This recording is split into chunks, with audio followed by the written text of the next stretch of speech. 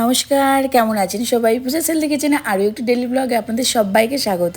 আজকে গলার অবস্থা একদমই ভালো না, কিন্তু অনেকগুলো ভিডিও আছে, তার জন্য ভাবলাম যে আজকে একটা ভিডিও এডিট করি। তো ভাঙা গলা নিয়ে আজকে ভিডিও এডিট করছি।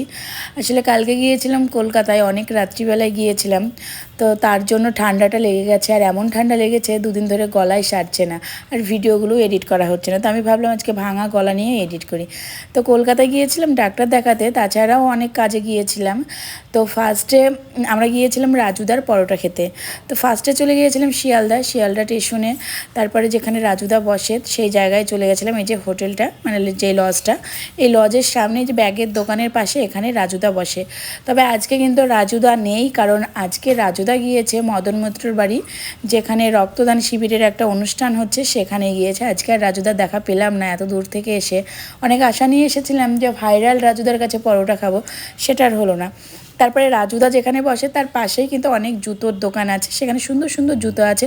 ওখান থেকে আমরা জুতো কয়েক জোড়া নিয়ে নিয়েছি। তারপরে আমরা বেরিয়ে পড়লাম ডাক্তারের কাছে, মানে যেখানে ডাক্তার দেখাবো।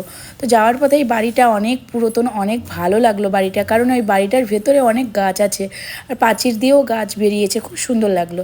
তারপরে আমরা চলে আসলাম পার্ক স্ট্রিটের ওই দিকটায়। আমি কলকাতার খুব একটা বেশি জায়গা চিনি না, তবে জায়গার নামও আমি বলতে পারবো না। ডাক্তার দেখানোর পর আমরা চলে গেলাম নেতাজি সুভাষ বোসের বাড়ি, আর এর পাশেই কিন্তু আমরা ডাক্তার দেখিয়েছিলাম। আর এখানে এসে ফার্স্টে আমরা ঢুকে ডান দিকে একটা টিকিটের কাউন্টার আছে, সেখান থেকে টিকিট কেটে নিলাম। আর এখানে এখন টিকিটের দাম 40 টাকা, আগে 20 টাকা করে ছিল, এখন 40 টাকা হয়ে গেছে। আর পার্ক স্ট্রিট দিয়ে যখন আমরা আসছিলাম তখন পুরো লাইটিংয়ের রাস্তাটা ঘেরা, কিন্তু রাত্রিবেলায় আসলে অনেক সুন্দর লাগতো দেখতে। এখন তো দিনের বেলায় লাইট জ্বালানো নেই, তবে এমনিই বেশ ভালো লাগছে। তারপরে ভাই টিকিট কেটে নিল, এখন ভেতরে যাব। আর সামনের দিকে মানে নিচতলায় ভিডিও অ্যালাউ আছে, কিন্তু ওপরে আর কোনো কিছু ভিডিও অ্যালাউ নেই। বাড়ির ভেতরে প্রথমেই আছে একটা গাড়ি, গাড়িটা অনেক পুরাতন হলেও কিন্তু অনেক সুন্দর দেখতে। আর এই গাড়িটা নাকি নেতাজি সুভাষ বোসের গাড়ি।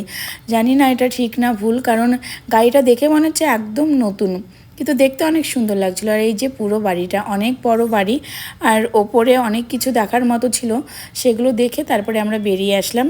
তারপরে ভাই বললো চল, কলকাতায় এসেছি যখন কিছু ঘুরে আসি। আমাদের প্ল্যান ছিল আমরা কালীঘাট বা দক্ষিণেশ্বরে যাব, কিন্তু ভাই বললো চল নন্দিনীদির কাছ থেকে খাবার খেয়ে আসি, মানে নন্দিনীদির হোটেলে। ডাক্তার দেখিয়ে বেরোনোর পর আমাদের হাতে কিন্তু অনেকটাই সময় ছিল, আর খিদেও লেগে গেছিলো। তো ভাবলাম নন্দিনীদির ওখানে গিয়ে খাবারটা খাবো। ওখানে গিয়ে দেখি আজকে নন্দিনীদির হোটেল বন্ধ আছে। তারপরে আমরা অ্যাংরি কাকুর কচুরির খেতে ওইদিকে গিয়েছিলাম, সেখানেও যাওয়া হলো না, ওইদিকে নো এন্ট্রি ছিল। তো আমরা ভুল করে চলে এসেছি দমদমের ব্রিজে। তো দমদমের ব্রিজের উপর দিয়ে এখন আমরা যাচ্ছি। কপালটা এতটাই খারাপ, আমাদের কোনো কিছু ঘোরাও হলো না, আর কোনো জায়গায় কোনো কিছু খাওয়াও হলো না। তারপরে দুপুর 4টের সময়, দুপুর না এখন বিকেলই হয়ে গেছে, 4টের সময় আমরা একটা হোটেলে আসি, যেটা কলকাতা থেকে অনেকটা দূর। তো সেখানে এসে আমরা খাবার নিই, কিন্তু অত বেলায় আর খেতে পারলাম না। সারাদিন না খেয়ে থেকে আমাদের একটুও ভালো লাগছিল না, আর আমার তো বিশেষ করে একটুও ভালো লাগছিল না, এত শরীর খারাপ করছিল। তো কোনো খাবারই খেতে পারলাম না, এখানে সমস্ত কিছু নষ্ট করেছি। লাস্টে আমি টক দই দিয়ে ভাত খেয়েছি, আর যা খাবার আমরা নিয়েছিলাম সমস্ত কিছু প্যাকিং করে নিয়েছি, কারণ খাবার নষ্ট করতে ভীষণই খারাপ লাগে। আর অনেক বড় বড় চিকেন দিয়েছিল, চিকেন থালি নিয়েছিলাম, তো চিকেনগুলো প্যাকিং করে নিয়েছি। তারপরে চলে আসলাম কৃষ্ণনগরে। আর কৃষ্ণনগরে এসে তো দেখছি ভীষণ ভিড়, কারণ এখানে ক্রিসমাসের অনুষ্ঠান হচ্ছে। তো ভাবলাম এই মেলা থেকে একটু ঘুরে আসি, চার্চে দেখে একটু ঘুরে আসি। তো মেলাতে ঢুকতে ফার্স্টেই দেখলাম আমার পছন্দের জিনিস ভাপা পিঠে। এই পিঠেটা আমার ভীষণ পছন্দের পিঠে। পিঠে পুলির মধ্যে সবথেকে আমার বেশি পছন্দ হচ্ছে ভাপা পিঠে। তো বাড়ির জন্য অনেকই নিয়েছি, আর আমরাও কিন্তু এখানে গরম গরম খেয়েছি। তারপরে চলে আসলাম চার্চে। আজকে চার্চে যা ভিড় ছিল, আমি তো ভিড়ে মানে এত ভিড়, আমি ভিড়টা এড়িয়ে সামনের দিকে আগাবো সেটাই পারছিলাম না।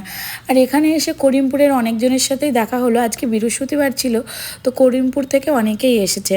আর এখানে কিন্তু প্রচুর ভিড় ছিল, মানে এত ভিড় ছিল সেটা বলে বোঝানো যাবে না। ফার্স্ট টাইম আমি চার্চে এসে দেখলাম যে এত ভিড়। তারপরে এখানে কত কালারিং বেলুন আছে, দেখতে বেশ সুন্দর লাগছিল, বাচ্চাদের খেলনা আরও অনেক কিছুই ছিল। বেলুনগুলো দেখতে আমার বেশি ভালো লাগছিল। তারপরে আমরা আস্তে আস্তে যাচ্ছি চার্চের দিকে, কিন্তু চার্চের ভেতরে কিন্তু অতটা ভিড় ছিল না, বাইরে যতটা মেলার দিকে ভিড় ছিল।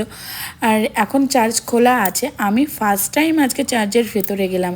এর আগে কিন্তু আমি বহুবার এসেছি চার্চে, তবে চার্চের ভেতরে আমি কোনোদিন যেতে পারিনি, এমনকি আমি ক্রিসমাসের সময়ও এসেছি চার্চে, তখনও আমি ভেতরে যেতে পারিনি।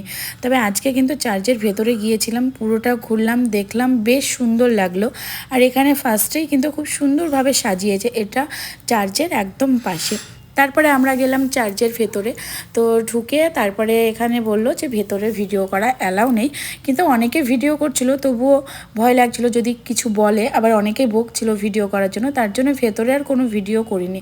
বাইরে আসলাম, বাইরে এই জায়গাটা বেশ সুন্দর লাগছিল। তারপরে একটু ঘুরে আমরা চলে আসলাম বাড়ি। সারাদিন অনেক জার্নি হয়েছে, একদম ভাল লাগছিল না, আর কোনো এনার্জিই ছিল না। তবে কলকাতা আমাদের প্ল্যান মতো যদি আমরা ঘুরতাম আজকে, তাহলে কিন্তু বেশ একটু ঘোরা হতো। ভাইয়ের প্ল্যান মতো ঘুরতে গিয়েছিলাম, তার জন্য কিছুই হলো না আজকে। তো আজকের ভিডিওটা কেমন লাগলো জানাবেন কমেন্ট।